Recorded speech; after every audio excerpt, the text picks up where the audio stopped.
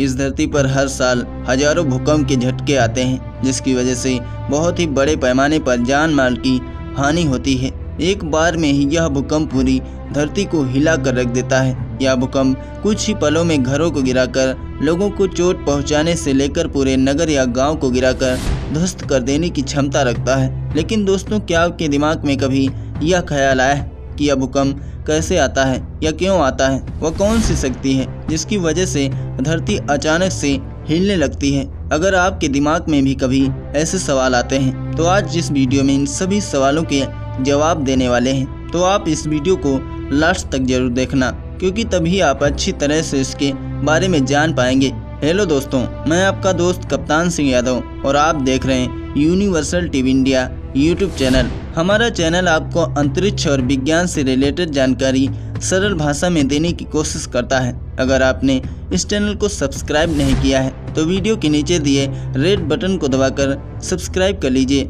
दोस्तों, भूकंप के बारे में जानने के लिए हमें सबसे पहले पृथ्वी की संरचना को समझना होगा। हमारी पूरी पृथ्वी 12 टेक्टोनिक प्लेटों पर स्थित है। इसके नीचे तरल पदार्थ लावा भरा हुआ है। यह टेक्टोनिक प्लेटें इसी लावे पर तैर रही हैं। जब यह प्लेटें आपस में टकराती हैं तो इनके आपस में टकराने से एक ऊर्जा उत्पन्न होती है जो जमीन से बाहर निकलती है, जिसके कारण भूकंप आता है। दोस्तों, पृथ्वी के सबसे ऊपरी भाग पर क्रस्ट वाली लेयर होती है। इसी पर हम और यह पेड़ पौधे और ये जमीन स्थित है। इसके थोड़ा और अंदर जाते हैं तो मेंटल की लेयर आती है और इसके बाद आउटडोर कोर, इनर कोर आती हैं, जो पृथ्वी के सबसे बीच में स्थित हैं। दोस्तों, क्रस्ट और मेंटल की ऊपरी परत को लिथोस्फीयर कहा जाता है। लिथोस्फीयर लगभग 50 किलोमीटर मोटी परत होती है। यह परत वर्गों में बटी हुई है। इन्हीं टेक्टोनिक प्लेट्स कहते हैं। दोस्तों, यह टेक्टोनिक प्लेटें हर साल इधर उधर खिसकती रहती हैं, जिससे कोई प्लेट दूसरी प्लेट के निकट चली जाती है तो कोई दूर हो जाती है, और ऐसे ही यह टेक्टोनिक प्लेटें कभी आपस में टकरा जाती हैं। यह प्लेटें जब आपस में टकराती हैं तो धरती हिलने लगती है, जिसे भूकंप के नाम से जाना जाता है।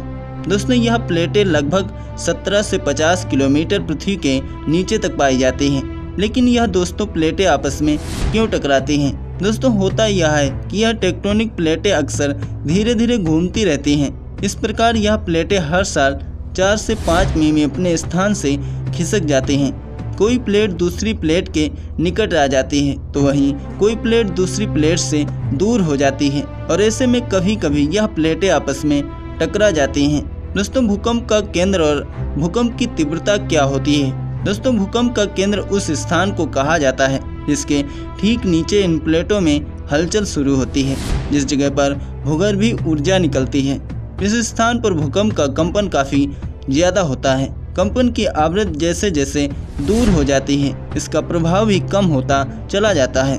लेकिन यह इस बात पर भी निर्भर करता है कि भूकंपीय आवृत्ति ऊपर की तरफ है या दायरे में है।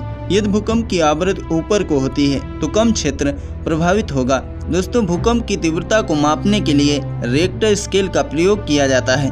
भूकंप के दौरान धरती के भीतर से जो ऊर्जा निकलती है और यह भूकंप कितना भयावह है, उसकी जांच के लिए रिक्टर स्केल का प्रयोग किया जाता है। रिक्टर स्केल में 5 से कम तीव्रता वाले भूकंप को हल्का माना जाता है। एक साल में लगभग ये 6000 से ज़्यादा भूकंप आते हैं, और वहीं 2 या इससे कम तीव्रता वाले भूकंप को रिकॉर्ड करना भी मुश्किल होता है तथा उनके झटके भी हमको महसूस नहीं होते हैं। 2 या इससे कम तीव्रता वाले भूकंप एक साल में लगभग 8000 से भी ज़्यादा आते हैं। रिक्टर स्केल में 5 से 5.9 के भूकंप मध्यम दर्ज के होते हैं। ऐसे भूकंप लगभग एक साल में 8000 तक आते हैं, जबकि 6 से लेकर 6.9 तीव्रता तक के भूकंप बड़े माने जाते हैं। ऐसे भूकंप एक साल में लगभग 120 बार आते हैं। रिक्टर स्केल में 7 से लेकर 7.9 तीव्रता तक के भूकंप खतरनाक होते हैं तथा ऐसे भूकंप साल में लगभग 18 बार आते हैं, जबकि 8 से 8.9 तीव्रता तक के भूकंप सबसे खतरनाक माने जाते हैं। ऐसे भूकंप एक साल में लगभग एक ही आने की संभावना होती है, जबकि इससे बड़े भूकंप 20 साल में एक बार ही आने की संभावना होती है। दोस्तों, 8.5 वाला भूकंप 7.5 वाले भूकंप से करीब 30 गुना ज़्यादा शक्तिशाली होता है। दोस्तों, क्या भूकंप की भविष्यवाणी की जा सकती है? क्या हमको पहले से पता हो सकता है कि अगला भूकंप कहाँ पर आने वाला है? दुनिया के बड़े बड़े वैज्ञानिक इस काम में जुटे हुए हैं, लेकिन अभी भी इसके बारे में पता नहीं लगा पाए हैं कि किस जगह पर अगला भूकंप आने वाला है। वैज्ञानिक सिर्फ इसके बारे में अंदाज़ा लगा सकते हैं, लेकिन स्पष्ट रूप से नहीं कह सकते कि यहाँ पर अगला भूकंप आने वाला है। इस पर वैज्ञानिक अभी शोध कर रहे हैं और उम्मीद की जा रही है कभी इस दिशा में भी वैज्ञानिक सफल हो पाएंगे और बता पाएंगे कि अगला भूकंप कहाँ पे आने वाला है। दोस्तों, इस वीडियो पर आपकी क्या राय है कमेंट करके ज़रूर बताएं, और यह वीडियो अगर आपको पसंद आया हो तो इसे लाइक ज़रूर करें। वीडियो को पूरा देखने के लिए आपका बहुत बहुत धन्यवाद।